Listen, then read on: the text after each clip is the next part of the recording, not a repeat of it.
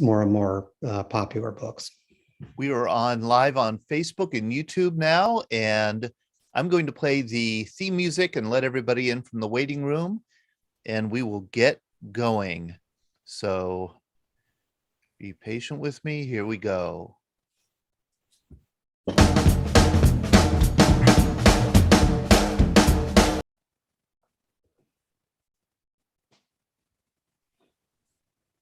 Uh-oh. You there, Todd? We're ready to go. Okay. You're going to start, Todd, or do you want me to? You are. I am. Okay. I'm so used to. Yeah, we talked about this. I know. I haven't had enough coffee today, so here I am. Listen. Welcome, everybody. Todd and I, of course, fumbling the ball back and forth as we normally do. Wait till we get to some technical aspects of the program. Welcome. It's great to have everybody on. It seems like it's been a long time since our last Greatest Generation Live, but we have several coming up here in November and December. So we'll get a little busier. So tonight we are immensely pleased to have Daniel James Brown on the program, the author of Facing the Mountain. And previous to that, the New York Times best-selling author of The Boys in the Boat from 5-6 years ago, I think. The Facing the Mountain came out just in the last few months. And we're going to talk about that. On with him is Tom Ikeda, who's the executive director of Densho and wrote the foreword to the book. And in little pre-program there, found out that Dan and Tom both worked at Microsoft at one time. So they have, I guess, a long relationship, and we'll hear more about that as the program goes on. So the background to this is I went on vacation to the beach back in September. And as always, as Todd knows, I take several books with me, and I had saved up Facing the Mountain to take with me, and enjoyed it immensely. Just couldn't put the darn thing down. As same as Boys in the Boat, was just such a riveting story. So I just looked up Daniel James Brown website, found the contact information, and got in touch with someone on his staff who was a delightful person to work with, his publicist, and a few emails back and forth. And here we are with these two gentlemen tonight. So really that's all it took, huh, Glenn? No, all it took, yeah. I promised that I wouldn't butt in, and I won't. But I do want to, Glenn. I forgot to tell you that I would love Connor Ritchie to say a few words about a conversation he had with 101st Airborne veteran Jim Pee Wee Martin. Connor is from Lafayette, Louisiana. He's 16 years old. He has a habit. Hey, Henry Shepke from Madison, Wisconsin is 13, and Trey. We have Trey. It's a trifecta tonight of our teenagers. Thank you guys for joining us. Connor has befriended some World War II veterans. A new friend of his is Pee Wee Martin. I told him he could talk a little bit about the conversation he had with Pee Wee a couple days ago. How you doing, Connor? Very well, yourself? Good. Tell us about what your conversation with Jim Martin was. Oh, having a conversation with him was a real honor, and seems to be a very nice guy, and seems to be very respectful to his people like myself. He didn't want to talk much that night. He just gave me some information about his background and his service. I'll tell you.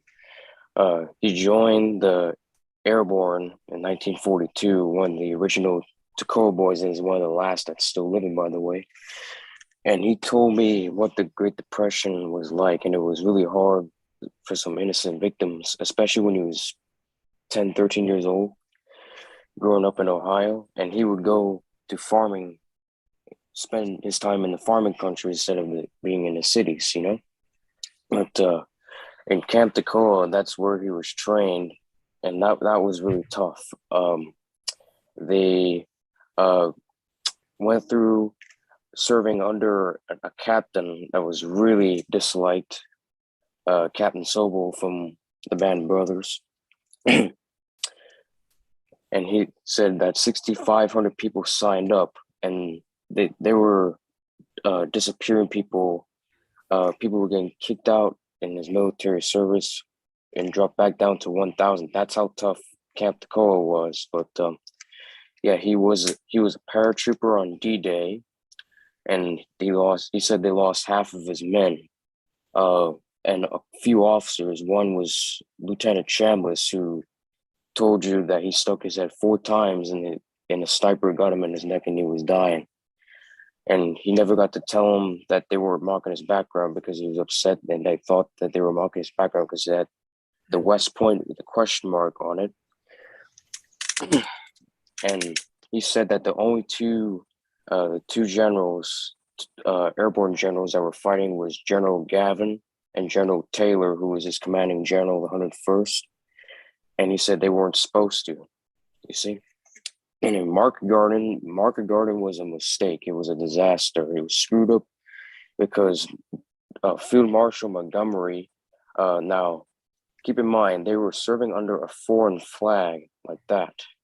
And Montgomery's mistake was, pretty stupid mistake, is that he cost a lot of lives in Holland and in Bastogne, which was one of the coldest winter in World War II that I know of. He remembers that General McAuliffe, the artillery commander, they promoted division commander because General Taylor was in the U.S. for supporting the airborne troops. And the guy that told McAuliffe nuts was General Kennard, who was a very close buddy of his. And McAuliffe just said nuts, just one word, nuts. And wrote that to the German commander, and the 327th Guardia Infantry Regiment Colonel Bud Harper, he said it's the same thing as go to hell. Yes, and we had Pee Wee as our guest. Glenn, was it for our D-Day show, D-Day program? No, we met him through the Dutch Army. Joost Groen. Yeah. Right, who had written a book about Pee Wee and 2 other 101st Airborne survivors. All 3 of them still alive. Right.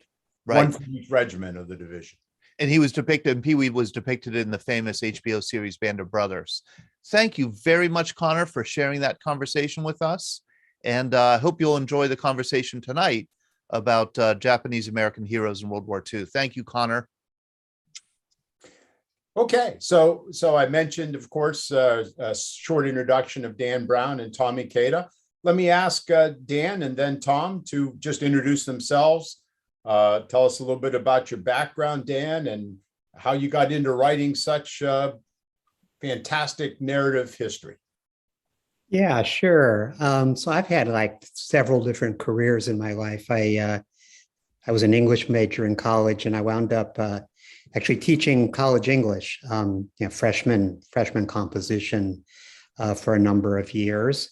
And then when I got married and we were expecting a baby, we weren't really able to do that on a teaching salary. So I got a job as a technical writer and editor in Silicon Valley, and then wound up moving up to the Northwest to become a technical writer at Microsoft. And I did that for a number of years, and then got sort of burned out on that by the time I was about 50 or so. So I had always wanted to write a book, or at least to see whether I could write a book. So I just sort of sat down, didn't have a publisher or an agent or any of the things you're supposed to have set up before you do this. I just sat down and wrote the book. So it took me about a year. It was about this wildfire in Minnesota in 1894 that my great-grandfather died in, and my grandfather escaped on a burning train. It was very, very dramatic, full of a lot of heroics. And so I wrote this book, I researched and wrote the book. And it took about a year or so to find a very, very small publisher who paid me a very, very small amount of money to publish it. But it got out into the world, and then it did okay. And actually Barnes and Noble have this thing they call Discover Great New Writers, where they put some books out in the front of the store. That happened to that book, and that got the attention of a big publisher in New York. And then one thing led to another, and I started writing books regularly, and that's become my career. And I write what I call narrative nonfiction, which is basically history told in a narrative storytelling type of style. Right, right.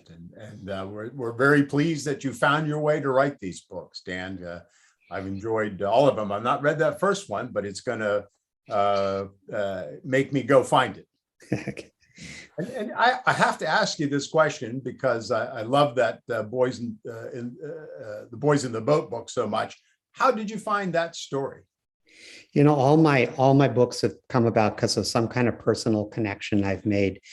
That was just my neighbor. It turned out that my next door neighbor was a 90-something-year-old Olympic athlete, a rower who had rowed in the gold medal race in Berlin in 1936. And his daughter introduced me to him. That was Joe Rance, who was sort of the central character in that book. His daughter introduced me to him.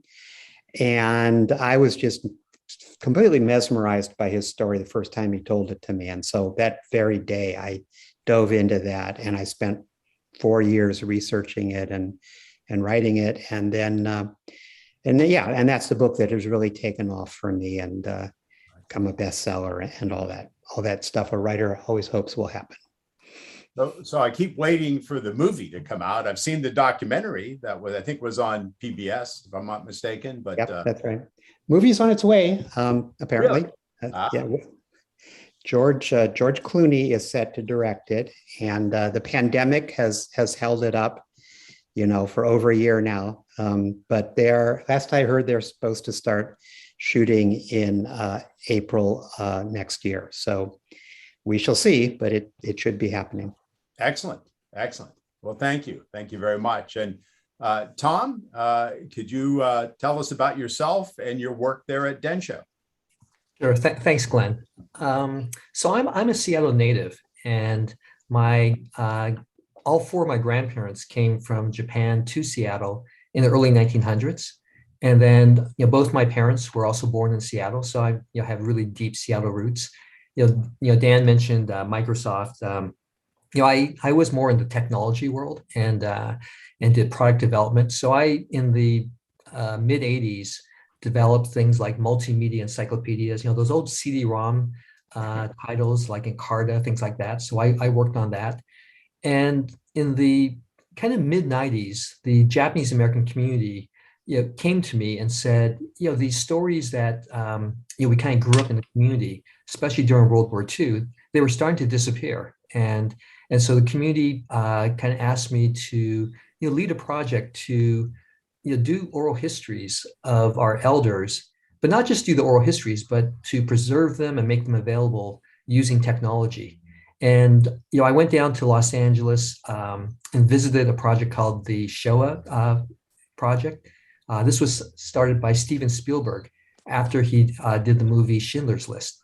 And it was a massive project where they were interviewing about 60,000 individuals who survived the Holocaust, getting their life testimonies, video recording them, and then using computers to preserve and share them. And when I saw that, having just left Microsoft, I realized we could do the same thing with personal computers, probably at about 1/100th of the cost that the Showa Foundation was doing. And so that was kind of the roots of Densho, and that was 26 years ago now, and which kind of leads to the story of how I met Dan. We met 6 years ago. We were both getting an award in Seattle, for by the mayors, called the Mayor's Arts Award. And Dan obviously was there because 2 years earlier, The Boys in the Boat had come out, huge bestseller. I had read it, and I was so excited to meet Dan. And I was there because of the work at Densho, because by that time, we had interviewed hundreds of Japanese Americans, put it on a sophisticated online database with thousands of photographs and encyclopedia and all that. And so we're both on the stage, and we actually chatted a little bit that we both worked at Microsoft about during the same time. But what really impressed me though was Dan had finished The Boys in the Boat. He was looking for his next book idea, And he kind of whispered and said, you know what, I'm actually interested in Japanese American history. And so maybe we can connect afterwards. And so that actually was the beginning of us getting together. And Dan, you want to talk a little bit about that and Yeah. your perspective? Yeah, I mean, that really was, as I say, all my books have sort of come about through some connection I've made. And that day I met Tom, I'm pretty sure it was the same day I went home and I got on the Densho website and I started clicking through and watching, listening to these firsthand accounts of mostly Nisei, that is second generation Japanese Americans, and their experiences living through World War II. And of course, that's a whole broad spectrum of experiences, but a lot of them were veterans talking about their military experiences. Others were family members talking about life in the camps during the 3 years of incarcerations. And I was just kind of blown away by these stories. A lot of them were the kind of stories I'm really drawn to. They were stories about people having to overcome great obstacles, people persevering, people showing a lot of resilience and toughness and courage. And so, within a day or two of listening to these, I just got really excited. And so I started working with Tom, and he and I began going back and forth, talking about which storylines, we might want to highlight in a book. It was a big challenge because there were so many good stories. I didn't really know how to narrow it down, but eventually I settled on the idea. Young men of draft age in 1941, 1942, young Nisei men, they had a particular dilemma. I mean, all Japanese Americans had a dilemma beginning with the bombing of Pearl Harbor, but young draft age men had a particular dilemma. They were, their friends, their classmates in their high schools or colleges or wherever, their neighbors, all these young men by the millions were signing up to go off and fight either in the Pacific or in Europe. When they went down to the enlistment offices, they were told that they couldn't enlist, that they were classified as, quote, enemy aliens, even though they were American citizens. And this just, this was an enormous slap in the face to these young men. And so they had this problem. What was the right thing to do? At the same time that this is happening, their families are being carted off and put in these bleak camps all over the American West, living behind barbed wire. So do you want to fight for the country that did this? Or do you want to resist this? Or what is the right thing to do? So that's what I faced. That's what I decided to focus the book on. And when I heard, Dan interested in essentially the military service story of Japanese Americans, that really resonated with me because, going back to my family history, my mom's oldest brother, volunteered, out of the camps, and we'll talk more about this as we go into it, and joined the 442nd, and was killed in action. So this was a story that I sort of grew up with, and over the last 26 years, I've done over 250 in-depth oral histories, and many of those were with veterans. And so the story, as Dan said, the problem I had was there were just so many stories, and how would he kind of decide which ones? And so what we thought we'd do today is we'd actually show you some of the clips, the oral history clips that Dan used to tell the story. And I thought we would start with I was thinking, Dan, earlier that coming up soon is the 80th anniversary of Japan bombing Pearl Harbor, and you essentially started the story in Hawaii, which was a history about Japanese Americans. I actually didn't know as much. I knew more of the West Coast history, but there were more Japanese Americans in the islands than there were on the West Coast, and Japanese Americans on the West Coast were placed in these detention facilities, but the Japanese Americans on the islands, for the most part, were not incarcerated.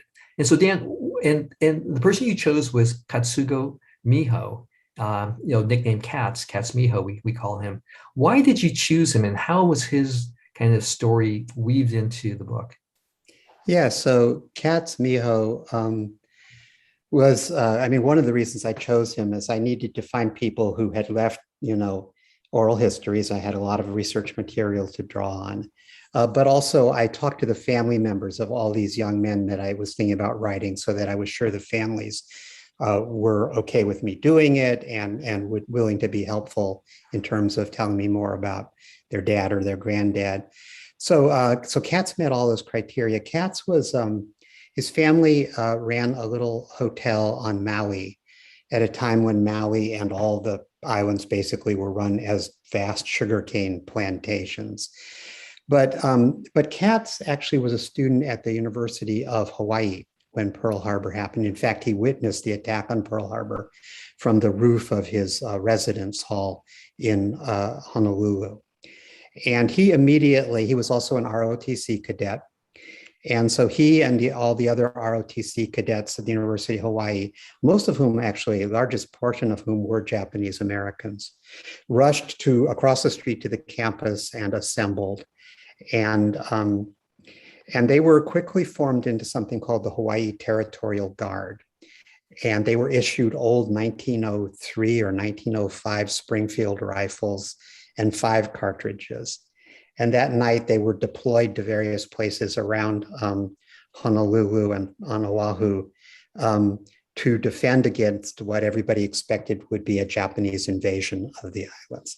So on the night of December 7th, Katz found himself down on the waterfront in Honolulu, a member of the Hawaii Territorial Guard with a gun he didn't actually know how to use, ready to repulse a Japanese invasion.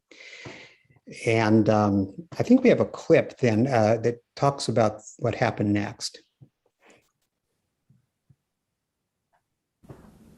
Our group of University of Hawaii students were dropped off as guards over area in the dark on 4-hour shifts. And for 2-3 nights in a row, we were serving as, I don't know what we would have done because we were given a loaded rifle. We were given a loaded rifle with 5 rounds of ammunition. We didn't even know how to fire the gun. But we were given this rifle. We were told, you load it this way, and this is the way how you lock it in case anything happens. And to this day, I wonder, what was if anything happened was what they were referring to, because not that nothing happened, but what if anything had happened, what were we supposed to do, because we're not giving any kind of orders. A month and a half later, early in the morning, we got called up and said, hey, we're going to report down to Lanakila Intermediate School. And we woke up at about 2 o'clock in the morning. They woke us up at 2 o'clock. And then finally, about 5:30, a truck came by to pick us up. We were all fully packed and everything. They dropped us off at Lanakila. We wondered what was going on. We found out that the whole battalion was assembled at Lanakila. And then Major Frazier, who was the acting commander of the battalion, came up and told us point blank, right straight in our face, he says, the reason why you are here this morning is because all you Americans of Japanese ancestry, I'm pretty sure he referred to Americans of Japanese ancestry, because of your ethnic background, you are being discharged herein right off the bat, right as of now, you are being discharged from the Hawaiian Territory. Only the AJAs. And completely still shocked. Mm-hmm. Yeah, I really like that clip. You could just see the type of storyteller Katz is. I mean, the beginning, you could chuckle along as he talks about the absurdity, but then at the end, I mean, and when I read the book, I mean, you're actually crying when he talks about the impact of being the rifles being taken away from them. How deeply disappointed he was in not being able to serve his country. Yeah. A quick question, Tom, if I might. So the Japanese Americans on the the Hawaiian Islands were not interned for the most part, as you said. Why was that? Was it simply a matter of the numbers? Were too many of them to find a place to put them in? That's a great question, Glenn. It's so ironic. On the West Coast, General DeWitt used the rationale that it was, national security or military necessity that Japanese Americans be removed from the West Coast, saying that there were spies and saboteurs amongst them, which you prove later to be false. On the islands, General Emmons, who was in charge of the islands, he used the same argument, military necessity, to keep Japanese Americans there because they were such a major force in terms of their labor force. And here, the United States is in war, and we need to be preparing ourselves to go to war. And he said, for us to round up, and he did enough research to say, and these people aren't dangerous. For me to put so much manpower to just rounding them up and holding them is a total waste of energy, and we need them. So the military necessity was actually the opposite on the islands. Wow. And there were tens of thousands of Japanese Americans on the islands at that point, right? Oh, yeah. There were actually more than on the West Coast. So there were like 140,000 plus in the islands. Right. Okay. Wow. But Dan, I thought, and I think Glenn brought this up in the pre-event. You highlight a lot about the men, but in the book you also talk about women. I thought you might talk a little bit about Katz's sister. Yes, please. Yeah, sure. I mean, one of the things I wanted to be sure I did in the family is, of course, these events, although the book is focused, as I say, on young men of draft age, these events very much affected their families. And so for each of the young men that I'm following through the book, I also tried to tell this larger story of their immigrant parents and their lives in the country and their families. So Katsugo Miho had a pretty large family. A couple of his sisters actually lived in Japan, even at the beginning of the war. One of them, Fumie, his sister Fumie, had been born in Hawaii, so she was an American citizen, but she had moved to Japan a few years before the war began. Oh. And she found that, being an American in wartime Japan, even though she was of Japanese ancestry, was very challenging, was very difficult. And of course, life in Japan got exceedingly hard as the war unfolded.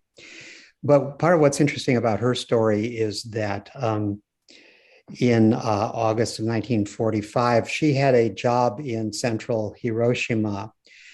And the morning of the atomic bombing of Hiroshima, she actually missed her train she was living in a village outside of the city, and she missed her train to go to work. But while she was on the railroad station outside of the city, she witnessed the bombing of the city, saw the mushroom cloud up very close, and so on and so forth.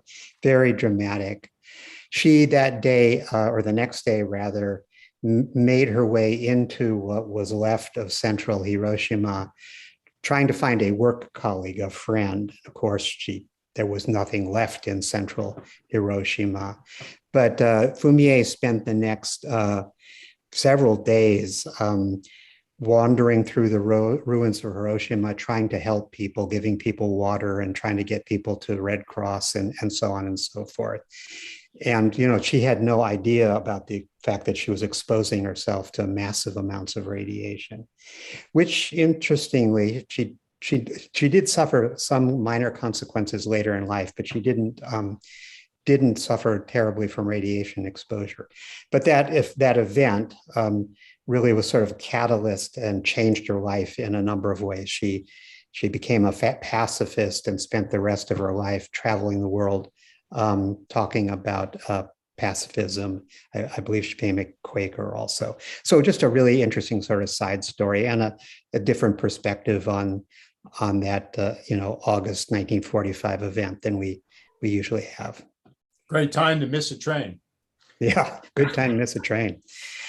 The other passages about her, Dan, just about her life in Japan before she moved to Hiroshima, just were so illustrative of how difficult life became for the average Japanese. Hi, am I bothering you?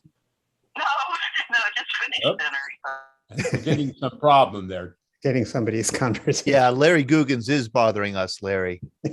No, we're good. We're good now. But just to see, a firsthand account of how close the average Japanese citizen was to starving. Yeah, I mean, it was, I mean, as you know, non-Japanese American, a lot of the research I did for this was very much news to me on all kinds of different fronts. But part of it actually was also just learning what life was like in Japan just before the war. It was very, very Spartan, very, very hard conditions because of embargoes that were put on Japan. So that was just interesting to me also. Yeah, very much so. So I thought we'd next go to back to the mainland to the story of Fred Shiosaki, who was born and raised in the Spokane, Washington area. So talk about why Fred Shiosaki, a little bit about him, and as well as the formation of the 442nd and some of their service. Yeah, so Fred's family ran a laundry in Spokane, Washington. And because Spokane is east of the Columbia River, people often don't know this, but people who were far enough east along the West Coast actually were not incarcerated. There were exclusion zones that were created were along the coastal cities. Spokane was not in the exclusion zone. And so Fred's family was not incarcerated following Pearl Harbor.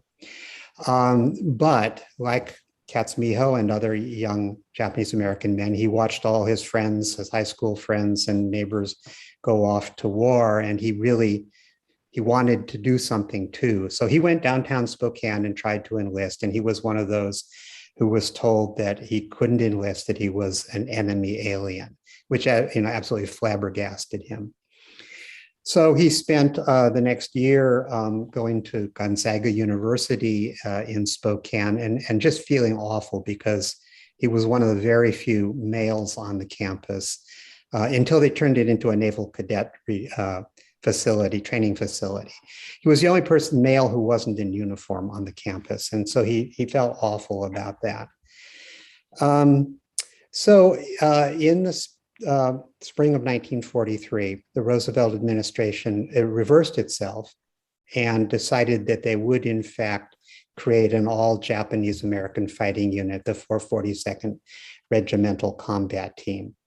There was a pre-existing group called the 100th Infantry Battalion that was all Japanese American, that had a different sort of origin story that was already in the service.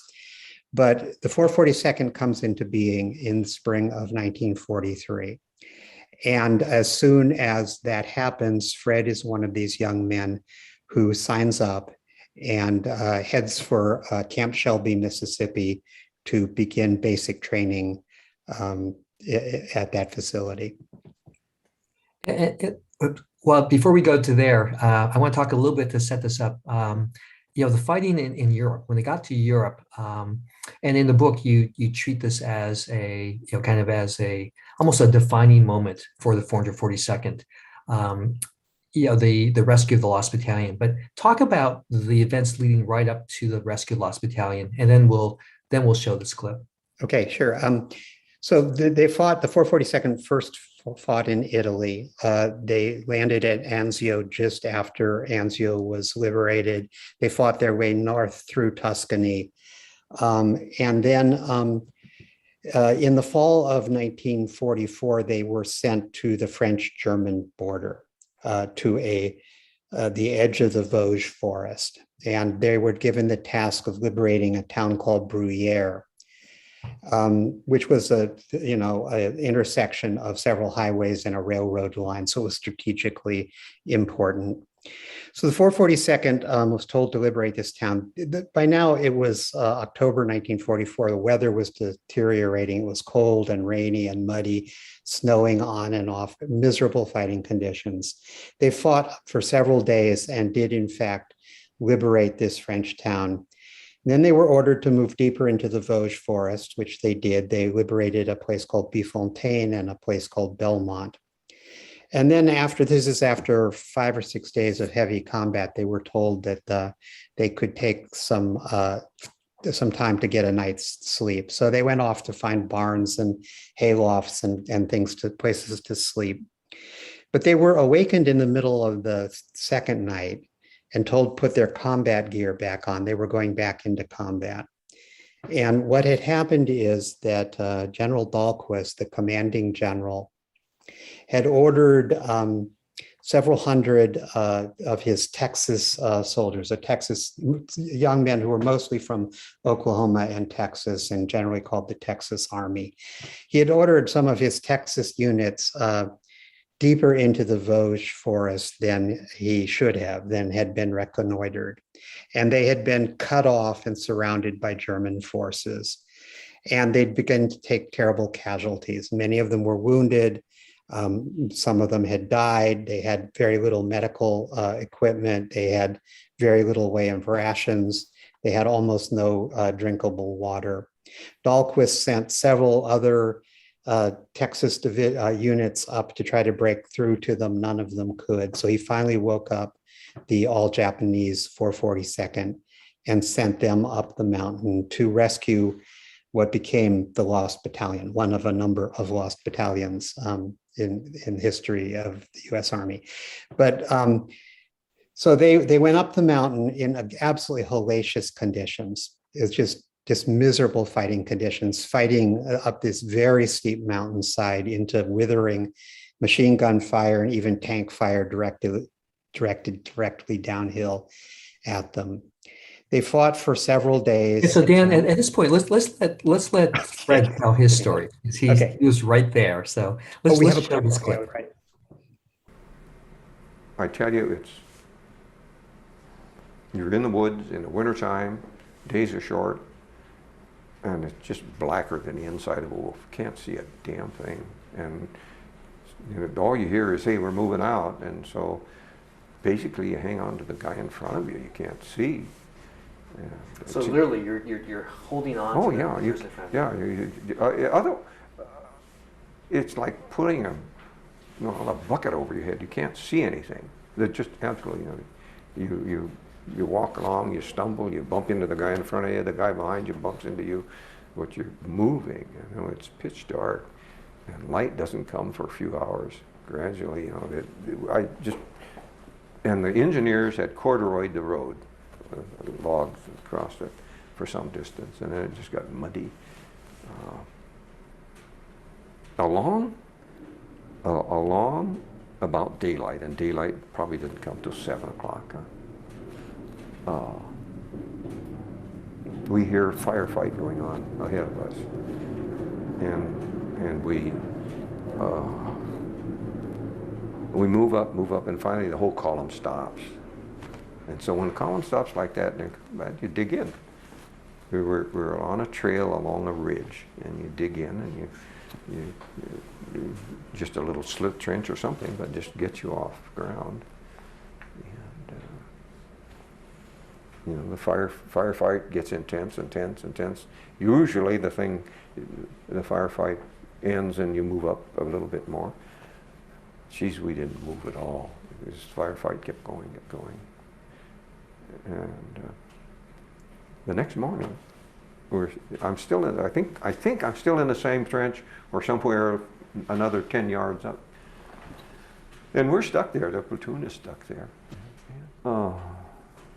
Finally, at the fifth day, we start to move, and the general isn't up there, and the colonel is pushing us up, and this terrible firefight is taking place.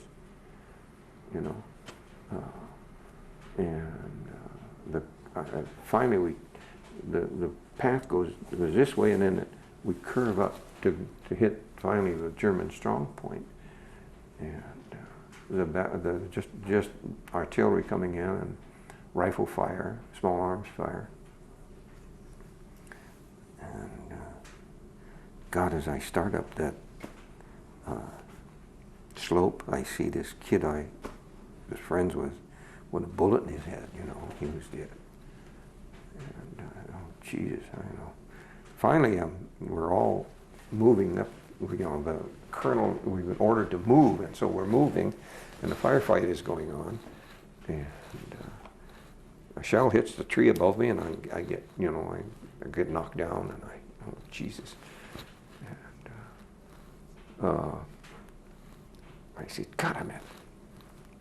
And then there's one of the guys comes over to me and says, oh, you pulls on her, pulls sweater up, and a big piece of shrapnel on my side, and I'm not bleeding a hell of a lot, but I'm bleeding, and then the medic patches it up, puts some on it. That's it. So we keep going. But as we cleared, when the ridge is like this, and the ridge line drops over here, and the main attack is up this side of the ridge, and there's Colonel Purcell, big as God, 6'6", standing there and waving us on. Come on, you guys, let's go, let's go. And I'm sure that finally just did it. Everybody just moved, and all suddenly in combat, you know, the battle is over when the firearms stop, and it just quit. It just whomp, and it was quiet. And all you heard then was artillery fire off in the distance, and you know, oh my God, it's done. But I don't know. There was hardly anybody left. Wow, what a story. I mean, you know, General Rick Shinseki, when he was at the Pentagon, told me that in the Pentagon there's a painting of that scene that Fred just described. You know, the breaking through, going over that ridge, and he showed me an image. And so yeah, it's an image in the Pentagon that you know, he always cherished when he walked by it, because it showed that. You know, a point to be made, which I'm assuming everybody understands, but you know, by this point, the 442nd is known for its ferocious fighting capability, and were picked for these kind and other missions because of that incredible desire, I guess, to prove themselves. Is that what comes through, Dan and Tom, because of their situation and circumstances with their families, this desire to prove themselves? Tom has a wider perspective on this than I do, but I know that for a lot of them, that was one of the principal motives. The idea of proving their loyalty certainly was at play amongst a number of them. But, you know, these are different guys and they had different motivations. So I don't think they were all uniformly that way. But it was a very large part, I think, of what instilled that extra measure of courage and devotion that they displayed on that ridge that day. That moment when Purcell stood up and he actually had a pearl-handled pistol that he held in the air, and he said, "Come on, you guys." It's this amazing moment, and I heard it recounted by dozens of men who were there.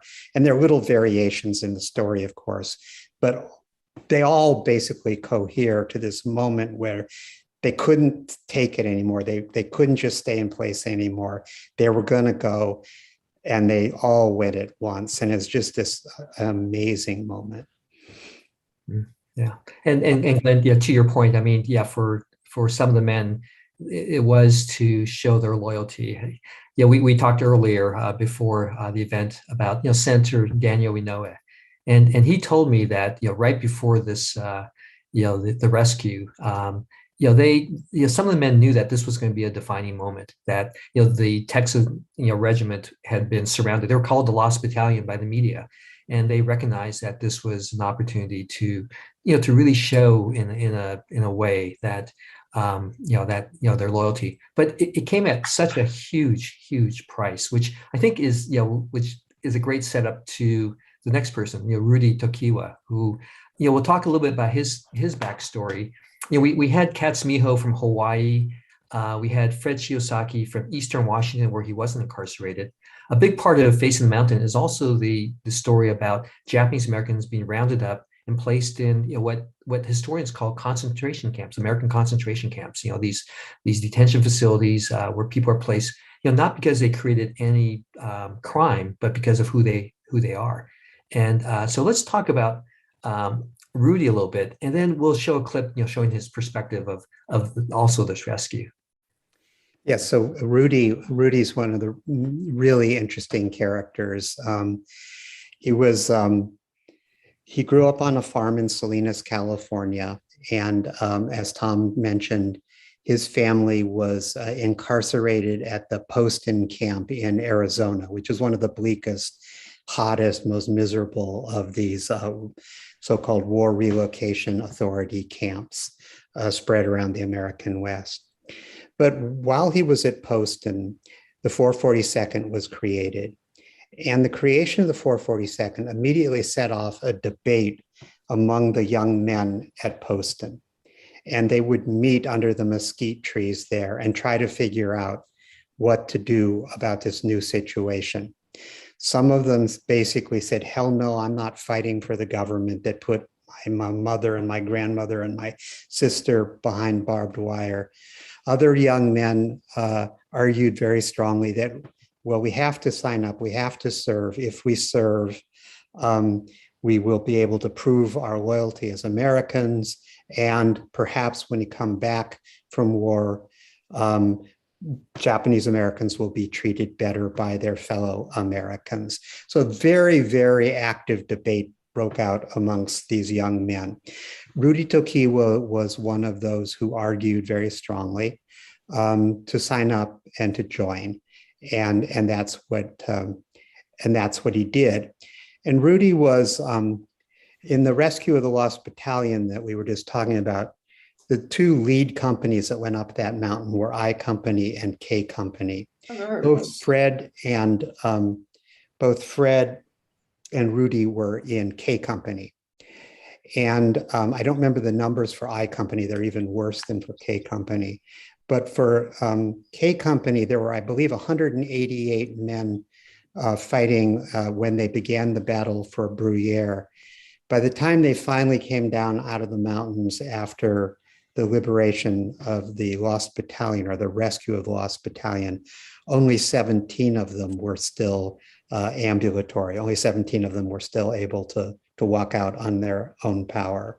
So that's the kind of casualties that they took up on that mountainside. And it affected Rudy, and we have a clip I think we're going to show now of what happened next. The commanding general, General Dahlquist, when they did finally come back down off the mountain, held a retreat parade. He wanted to thank them for what they had done.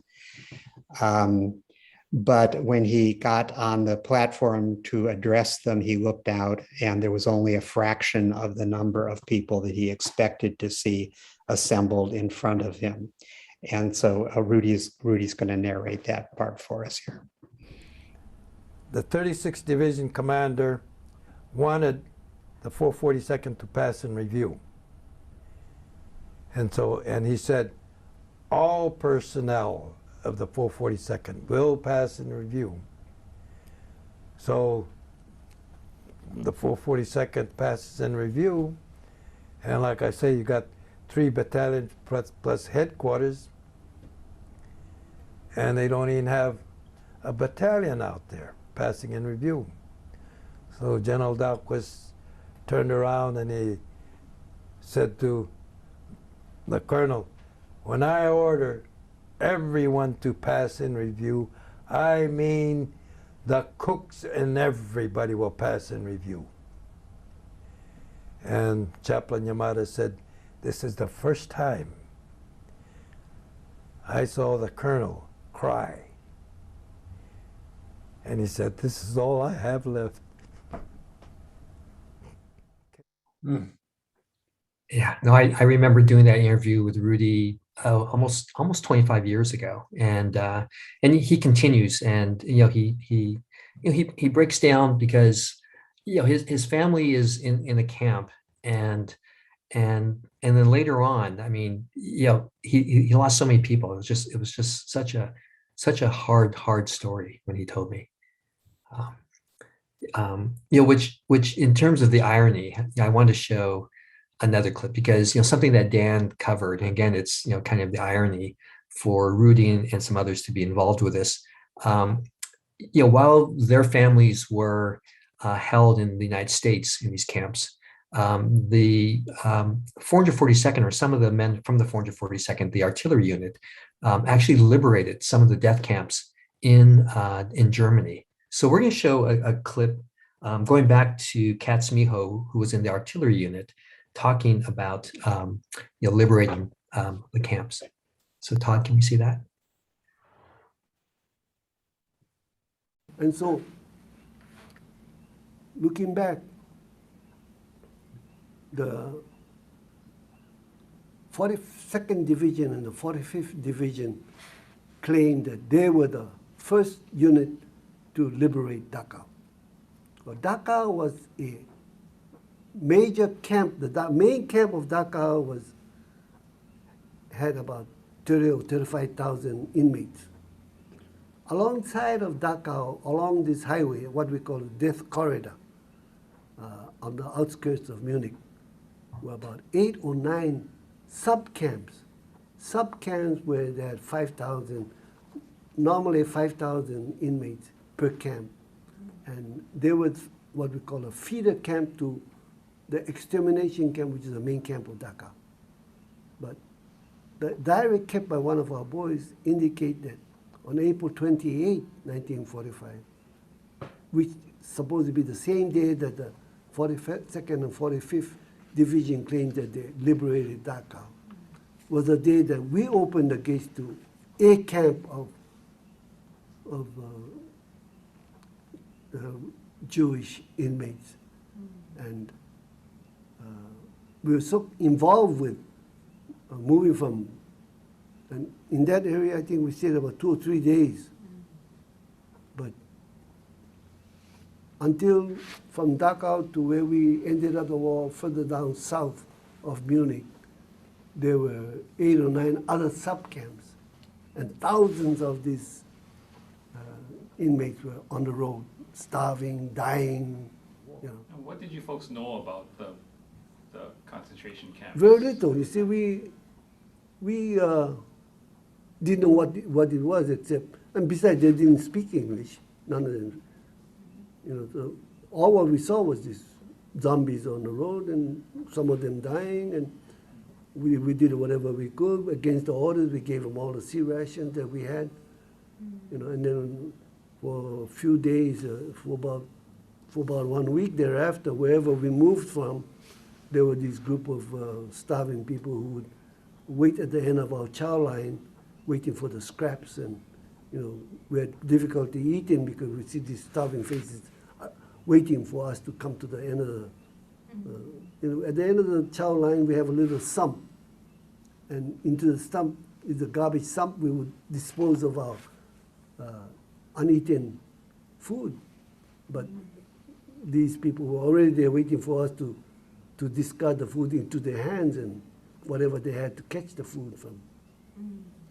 But it was really an awful sight.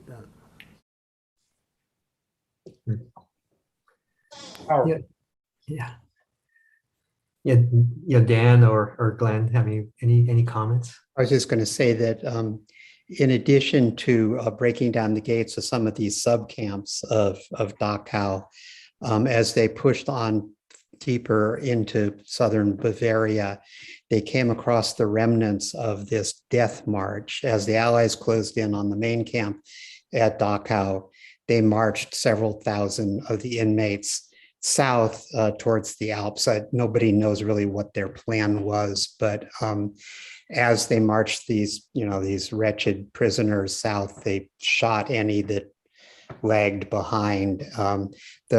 The 442nd Artillery Unit came across the survivors of that just south of Munich, or south of where the Dachau complex was. And yeah, that's something, Dan. That story you tell about the one, I think it was a Polish Jewish family, if I recall. Yeah, was also exquisitely told. But what also was interesting, I had no idea, because I knew something about the 442nd before this. You know, at least I saw Van Johnson's movie, Go for Broke. But that the artillery battalion, the 522nd, was kept in France, and that's what Katsugo Miho was with, while the rest of the regiment was sent back to Italy and fought fascinating battles there, separate from the artillery battalion. Yes, at the same time that this is happening, the main thrust of the 442nd is actually in northwest Italy, breaking through the western end of the Gothic line. Again, fascinating story. They climb the back of Monte Folgorito in the middle of the night and catch the Germans unaware and break through that portion of the Gothic line. Dan, if I might just go back for a second. So I was an English major, I think back before the Civil War, as I recall, at least it feels like that now. And I was a big fan of Sinclair Lewis and read just about everything that he's written. I haven't read any of them in a long time, but I was fascinated by that exquisite piece of detail that you found and told the story of. The aide to General Dahlquist was Sinclair Lewis's son. Willis, was that right? Wells. So yeah, Wells Lewis, very promising young man, had risen in the ranks, had a great record behind him for his own service, was promoted and became Dahlquist's aide de camp, and was as they're up on that mountainside trying to figure out how to break through the lost battalion, I believe was getting a map to show Dahlquist, and he just took a round, I don't remember, in the chest or in the head, and died immediately. I tell you, Dan, I had to put the book down there and pause for a couple of minutes. The tragedy of it, the unnecessary side of that relative to Dahlquist's actions, and just having been a fan of Sinclair Lewis, I knew nothing about his son. But after that, I looked it up and read about as much about him as I could. And, yeah. Same with me. I didn't know anything about him, and I was amazed when I found that. And part of the fun of writing this kind of books is when you're doing the research, every now and then you find some little nugget of information that you didn't know, and it just fits into the story and adds another element. So that was one of those. So Tom, where do we go from here? I think there's one more clip. Yeah, one more clip, and I thought it'd be interesting to look at the emotional impact. And we saw the earlier clip of Fred Shiosaki, talking about how dark it was when they broke through that line. This next clip is Fred. So it's after the war. He's on his way back to Spokane, Washington, and he's in Washington, D.C. at the train station, and he meets someone from the Lost Battalion. And so here he talks about meeting someone that he helped save.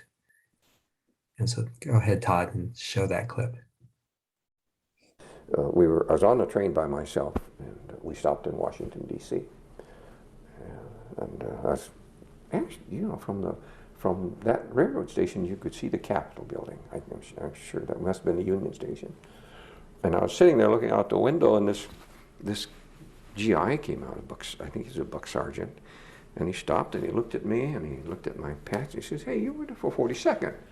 Yeah. He says, "Were you at the Lost Battalion?" And I said, "Yeah, I was there." He says, "I was in there." So he was one of the 200 men that you rescued. Yeah, anyway, it's one of those things. I could just feel myself getting I was angry, God, and I turned to him and I said, "Do you know how many men we lost getting you guys out of there? You know how many of my friends died in there?" And well, he said, if you guys were in there, we'd have come after you." And I shook my head and I said, "Well," he said, "anyway, I want to thank you." He put out his hand and I turned away and looked out the window. When I did that interview with Fred, I was actually surprised when he said how he just turned away, because he's such a gentle, thoughtful person. And so I asked him more, and he said it was just so painful, so losing so many friends. He was actually kind of ashamed that he couldn't shake this guy's hand, but when he talked about how hurt he was, it made sense. Dan, you really in the book talk about kind of PTSD with the men, and why don't you share some of that?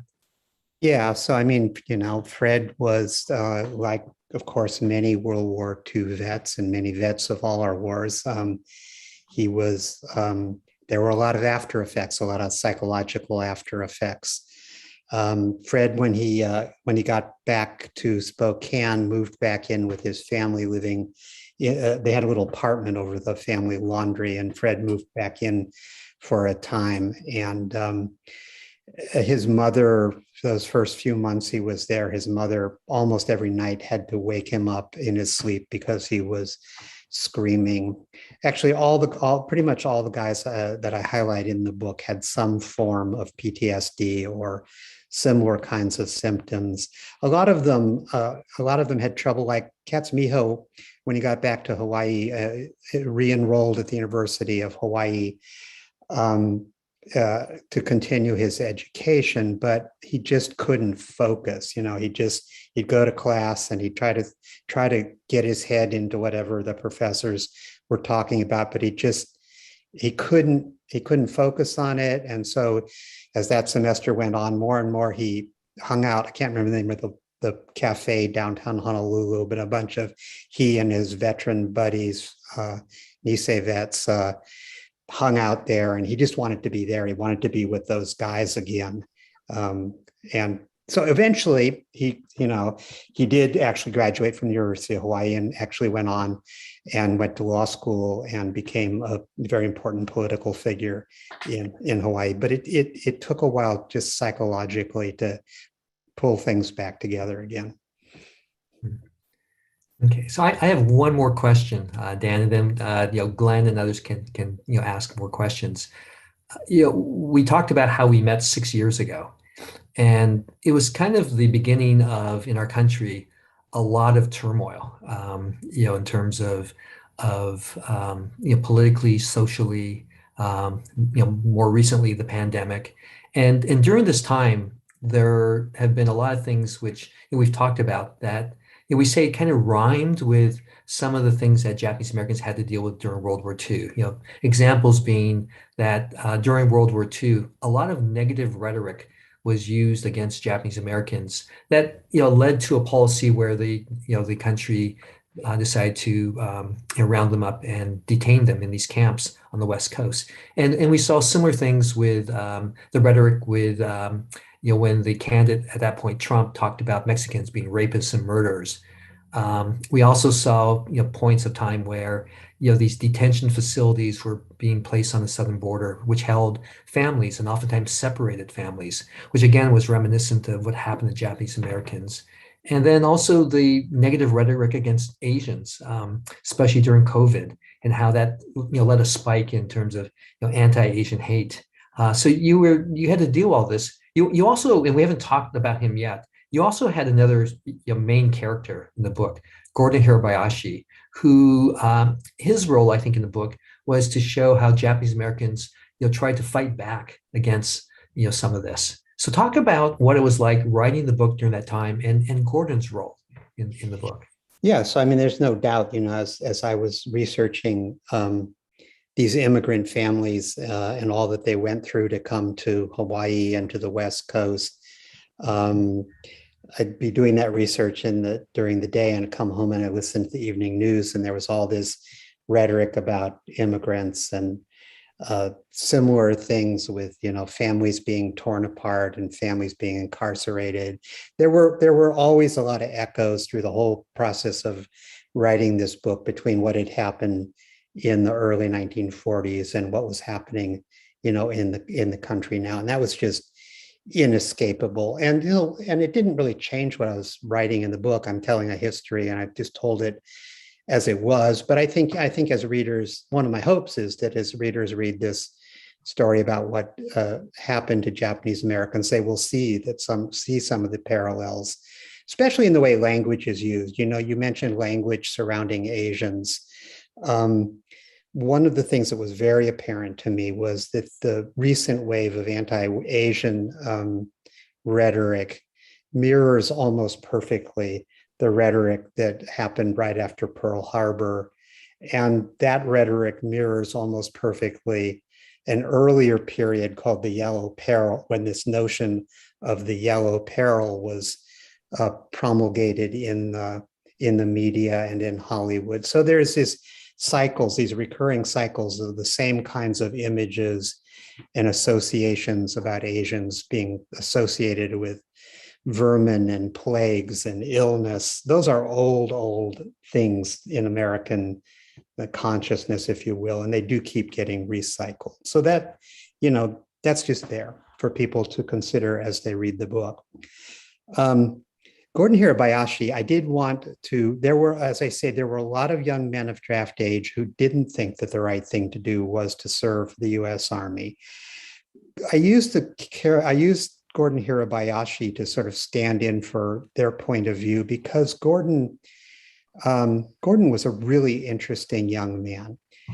And he was a Quaker and a conscientious objector before the war even began. But his stand sort of, because he was very articulate, the things he had to say about the incarcerations of Japanese Americans and whether they should be conscripted into the army at the same time that their families were being held in camps. He was a really good spokesperson for sort of that point of view. He's a really interesting young man, but just very briefly in a nutshell, one of the first things that happened to Japanese Americans in Seattle was that a curfew was imposed on anybody of Japanese ancestry, American or not. An 8 p.m. curfew was imposed. Gordon, right from the beginning, just didn't obey that curfew. In fact, he began to document the occasions when he was disobeying it. He kept a little journal recording times when he was out past the curfew. And then when the time came for Japanese American to be put on buses and taken away to these camps, those in Seattle, Gordon just didn't get on the bus. And instead, what he did was he wrote this sort of long, very carefully reasoned statement addressed to the FBI, explaining why he was not going to get on the bus and be incarcerated. And he took that statement downtown Seattle and he walked into the FBI offices there and he handed them the statement. And these agents didn't know what to do with this young man. Nobody else had taken this stand. Gordon was literally the last Japanese American living in Seattle. So that day they drove him all over Seattle, trying to get him to sign the form. The problem was he refused to sign the form that would allow them legally to incarcerate him. He said, tie me up, put me in the back of the car, take me off to the camp. You can do that, but I'm not going to sign the form. And so, as I say, they spent that day taking him from one place to another, trying to get him to sign this form. He wouldn't do it. So that night they put him in the King County Jail, and that began this long legal battle. And Gordon was in and out of different jails and prisons through the rest of the war. And his case eventually worked its way up to the U.S. Supreme Court.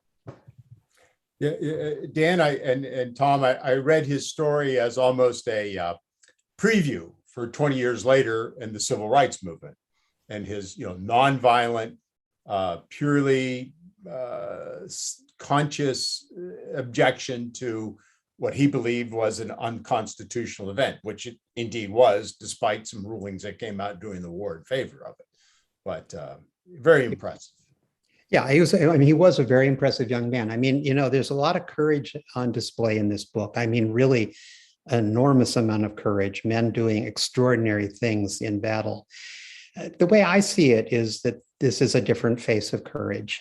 It takes a lot of courage. Gordon was defying the entire United States government. He was also running counter to the wishes of many of his community members and his family, who didn't think this was a wise thing for him to be doing. So it took a lot of personal integrity and a lot of personal courage to take the stand that he did. And, I think in the long run, I think any fair-minded person would recognize that the mass incarceration of any Americans based on their ethnicity is fundamentally un-American and unconstitutional. And so he was on the right side of history. Yeah. Maybe we should pause at this point, Todd. It's a little after 8, right? 8:10.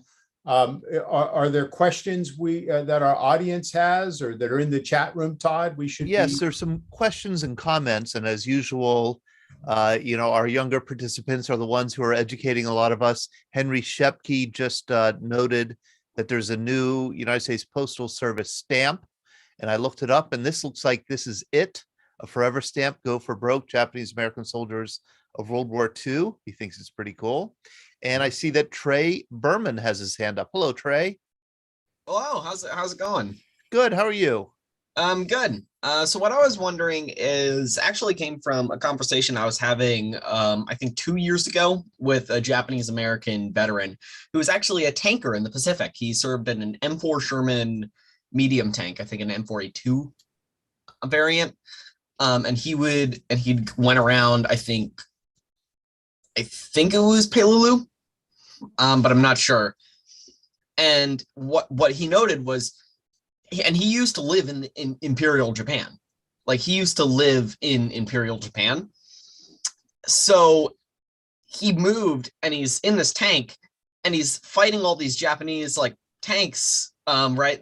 4, I think Hagos Hago tanks come over the rear ridge in front of him. And back when he was living in Japan, these were hyped up as like world beaters. And then he goes to the US and he immediately picks off all 4 of them within like 2 minutes. And he was thinking, man, this is kind of weird. And I was wondering if there was any sort of kind of culture shock of fighting against the side that your people were on for these people. So I'll let Tom speak to that in more depth, but most Japanese Americans who fought in the Pacific served with the MIS, Military Intelligence Service, and they were recruited out of the 100th and the 442nd ranks, usually on the basis of aptitude tests and because they had good Japanese language skills. And so, of course, they were being used on ships offshore, but also in combat situations. They were being used to monitor Japanese transmissions, to translate them. And then very importantly, and this is where boots on the ground came into play, they were extremely valuable in interrogating captured Japanese imperial troops. There is actually some really harrowing stories of MIS guys going behind the lines to interrogate Japanese prisoners. So that's the main thing I know about that. The overwhelming number of Japanese Americans fought, of course, in the European theater. Tom, beyond that, do you have any insights? Yeah, Trey, great question, because early on when Dan and I were talking, I mentioned the whole Pacific. There were thousands of Japanese Americans, and it was pretty much top secret, confidential, because earlier in the war there was, I think, an arrogance about the Japanese military, thinking that the Americans wouldn't be able to decipher Japanese. I mean, if they just used their language and their writing, that it was like code, and the Americans wouldn't be able to figure it out. So a secret weapon of the Americans was you had these Japanese Americans who understood both the written and verbal language. And the irony is, the Japanese Americans who were most valuable, and Trey, you mentioned, were the Japanese Americans who actually had spent time in Japan. They were oftentimes educated in Japan, and they would come back, and in the community, we call them kibe. They're American citizens, but oftentimes spent years in Japan getting educated, and then came back to the United States. And these men were the backbone of the military intelligence. And it's General Weatherby, who was the general in charge of intelligence in Pacific.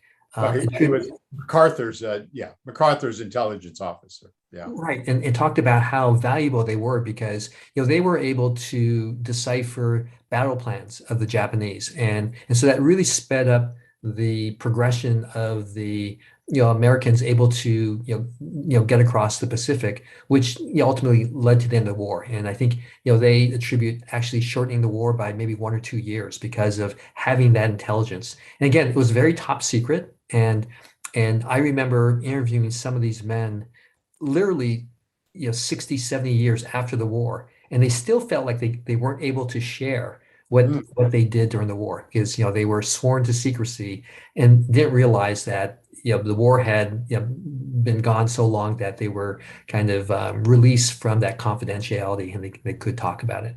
But just a fascinating story. Yeah. Connor, Richie, I see you have your hand up. Yes, I have many thoughts and I have one question. I think it's interesting for what you're doing for these veterans. I do it myself, and I had several veterans who went through this kind of stuff, and I had several other veterans express admiration to different famous officers who achieved greatly. What one story stood out to you from the veterans that you've interviewed so far? Wow. That's the problem. Tom has collected so many, literally hundreds of these stories. And this isn't very original, but I just keep coming back to those guys that charged up that made that final assault on the position of the lost battalion. Because actually, I'm going to back off of that. There's another story that actually isn't. It is in the book. I only mentioned it. I think he was with the 100th. Sadao Munamori was the only Japanese American who was actually given the Medal of Honor during the war. As they combined 442nd and 100th mounted an assault on the Gothic line in northern Italy, in the foothills leading up to Monte Folgorito, they came across a very densely populated set of German machine gun nests, and they were stopped basically in place by this resistance. Sadao Munamori, I'm trying to remember the story, I don't get it wrong, advanced towards them, throwing hand grenades, took out one or two of these machine gun nests, and then began to try to get back to his lines. A hand grenade thrown by the Germans, I think a stick grenade, bounced off of him and rolled into a crater, a shell crater, where several of his men, several Nisei soldiers, had taken shelter. Sadao threw himself on the grenade and it exploded and killed him. And it was one of those acts where, what makes a man do that? I don't know if it's instinct or deliberate, premeditated courage. It's really hard to say what makes that kind of thing happen, but it may be the single most heroic thing I can think of from the exploits of the combined 442nd 100th. Yeah, and Connor, I have a story that Dan, in your story reminded me. I interviewed Joe Sakato, who later on, so he also received the Medal of Honor, but it was received. Oh, Dan, how much longer? Like maybe 40 years after the war, they reevaluated the records, and he was awarded the Medal of Honor. And so when I went to go interview him, I knew he had won the Medal of Honor. So I know I'm going to interview a war hero, and I wasn't quite sure what to expect. And when I went to him, I think it was in Denver, I interviewed him, and I'm not that tall. I'm 5'6", but Joe was like under 5 feet tall, and so you're a really small person. And then he just, in a humble way, told his story. And with the 442nd, he was even small for a Japanese American unit, and he was kind of considered kind of the runt of the unit. And during training at Camp Shelby, he was the one who would always kind of fail the physical test. He couldn't keep up with the others. On long marches, the other men would actually carry his pack because he would fall so far behind. He told me that when they got to Europe, one time he couldn't keep up, and he was actually left behind, enemy lines, and had to sneak back. And so the men were always sort of covering for him.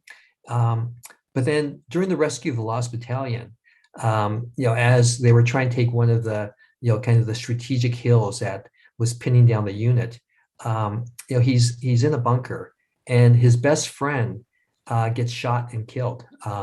And so he dies in his arms. And so Joe he said he just went berserk. He picked up a machine gun, a Tommy gun, and he just ran up the hill, zigzagging up, and killed several Germans as he went up there. But he got to the top of the mountain and essentially took out this machine gun nest, and the Germans surrendered by just this one guy, and who just kind of against all odds just ran up the hill by himself, and then the other men followed him, and they captured the hill, which was a very strategic activity, moment, for the Rescue Lost Battalion. But the thing that struck me was, what makes a war hero? And you would never have guessed from his story leading up to this point that he would be a war hero. But there was just this moment that it just something came over him, and he did something, very heroic. Wow. I see we have, I'm sorry, Glenn, I know we have Scott Masters with us, and Scott is a history teacher at the Crestwood Preparatory College in Toronto, and he has a very big veterans history program, oral history program going there with his students. He has interviewed many Japanese Canadian veterans, and I'd just love to get a kind of a perspective from Canada. How is the experience of Japanese Canadians different from the experience of Japanese Americans, or were they similar? Scott, what have you learned? Well, we've been lucky to speak to 4 men in that regard, and the experience was really very similar. They almost all lived in British Columbia on the West Coast. Families were moved away, their possessions and homes were seized. They were put in internment camps in the interior of Canada. And then when the war came to an end, they weren't even allowed to return to the West Coast. Most of them ended up moving to central Canada. There's a Japanese church in Toronto that was founded in 1946 that we have visited on a number of occasions. But the one man that sticks out to me the most was a man by the name of Minoru Yatabe, who passed away a few years ago. We met him at the Japanese Canadian Center. And he turned 18 during the war, and just like these men we're hearing about tonight, he chose to enlist. The Canadian Army wouldn't have him, but the British Army opened its doors, and a lot of Japanese Canadian men ended up going into the British Army, and they became interpreters. And the story that Min most liked to tell was, he was Japanese Canadian, but he didn't speak Japanese. And the British just assumed that all the Japanese Canadian men did. So he had to learn. And then he became an interpreter at war's end, and, spent, I think was over in Asia in 45, 46. Wow. Another fascinating view, Scott. That's fantastic. There's your next book, Dan. And I might need a Canadian publisher, but yeah, that's That is fascinating. Connor, yes. There's a few stories of the interviews I did with veterans that stick out to me. Might I share those, if that's okay? Let's try and see if other people have questions or comments while we have Tom and Dan with us. We're running just about 8:25, so. Right. We have about 5 minutes left. I know that the book doesn't delve deeply into the political situation surrounding the incarceration. That's been covered a lot. I've read that Franklin Roosevelt, who generally was not a bigoted man, actually was bigoted toward the Japanese, especially. Did you find that to be true? Well, again, I'm going to let Tom speak in more depth on this because he has way more experience in this. I mean, I grew up in a family that absolutely adored Franklin Roosevelt. It was one of those families that had a picture of Roosevelt on the kitchen, wall when I was growing up. My mother, the first time she ever cried as an adult was when FDR died. So I grew up with sort of that set of expectations and feelings about Roosevelt. Certainly my immersing myself in all the research and the learning about this experience has sort of caused me to reevaluate Roosevelt to some extent. Tom will speak to this, I'm sure. There's no doubt that he implemented a policy that was just deeply, fundamentally wrong. And, to what extent he was personally bigoted, I just don't know. I do know that his wife, I do know that Eleanor, relative to Franklin at least, she, by all apparent evidence, opposed the executive order, and she made it very clear to him that she opposed it. And after it was implemented, she made a point of making these very public trips to the camps to show her support for the people there. But yeah, so I mean, Tom can talk about how the community feels about FDR. There's a good book by Greg Robinson called By Order of the President.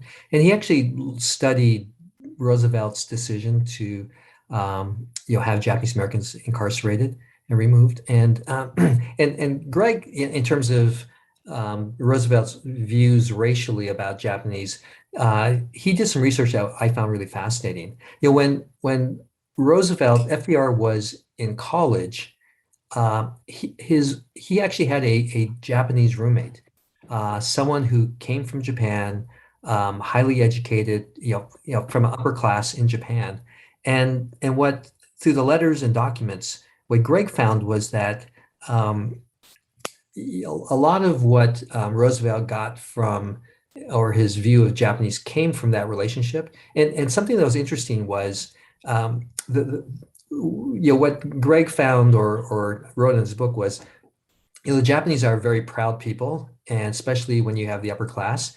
And so what Roosevelt kind of wrote in his letters or diary was how the Japanese actually felt that the mixing of races was not a good thing. I mean, this was again, I think in the 1920s or whenever Roosevelt was in college, and it was kind of an interesting perspective. And the two of them agreed, his Japanese roommate and Roosevelt agreed that the two races shouldn't mix. And that, I think, influenced Roosevelt later on during the war in terms of seeing the Japanese as potentially as a race that may not assimilate in the United States. I think that was something Greg was trying to talk about in terms of that racial view of Japanese to Roosevelt.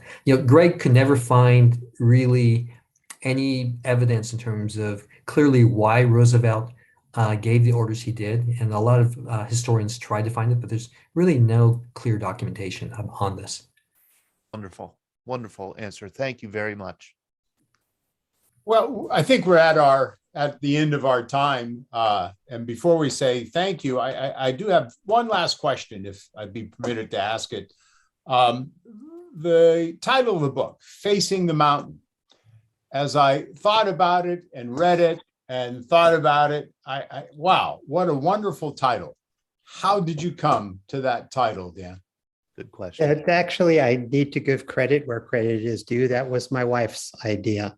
I am terrible at titles. I'm just awful. I come up with these very flowery metaphorical things that mean a great deal to me and nothing to anybody else. But my wife suggested this, and at first I kind of balked at it, but then it started to make a lot of sense to me. I mean, the way I see it, it's got sort of a couple levels of meaning. I mean, for the one thing, just topographically, the military part of it, these guys were always fighting their way up the side of some mountain or another, all through Tuscany, in the Vosges, and then back on the Gothic line. The Germans always had the high ground. They were always fighting their way up the side of some mountain or another. But then sort of more metaphorically, as I say, the book was sort of focused on the challenges that Japanese Americans, and particularly young Japanese American men, faced at the beginning of the war. And it just is sort of a metaphor, the sort of mountain of difficulty that they somehow need to come over or around or through or get past somehow in order to resume the lives that they're leading on December 6, 1941, get back on the path they were on. So that's to me, that's why it clicked when Sharon brought it up. One smart wife. Most of us have really smart wives. That's true. Thank God for wives. Well, Julia thought that was funny. Yeah, that is a wonderful title. And it's not conquering the mountain. It's not taking the mountain. It's not claiming the mountain. It's facing the mountain. Right. And how are you going to navigate this challenge? Exactly. That's Yeah, exactly wonderful. right. Wonderful. Certainly, Gordon Hirabayashi's mountain was a fascinating one. Yeah.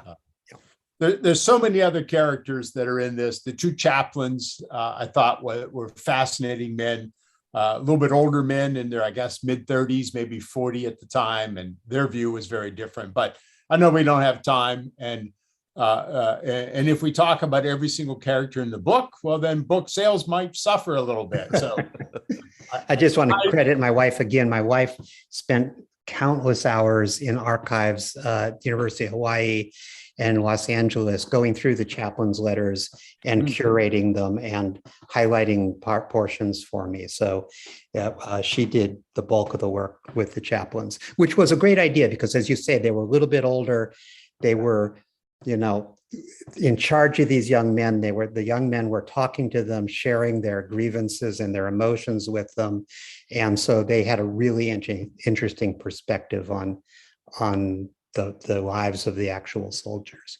And how the one chaplain, sort of almost lost his faith through experience, which absolutely is understandable. Yeah. Okay. Well, this has been a fascinating evening, Tom and Dan. Thank you so very much for your generous time and your openness and the structure you brought to this. And Tom, your work is incredibly interesting and pertinent to our country and to the experience of Japanese Americans. Thank you very much. Thank you so much, Glenn. Thank you. Thank you, Dan. Thank you, Tom. Thank you, Glenn. And thanks to all of you who joined us tonight. And we hope to see you next Monday night when we're back with our VBC happy hour. Have a wonderful week, everyone. Good night. Thank you.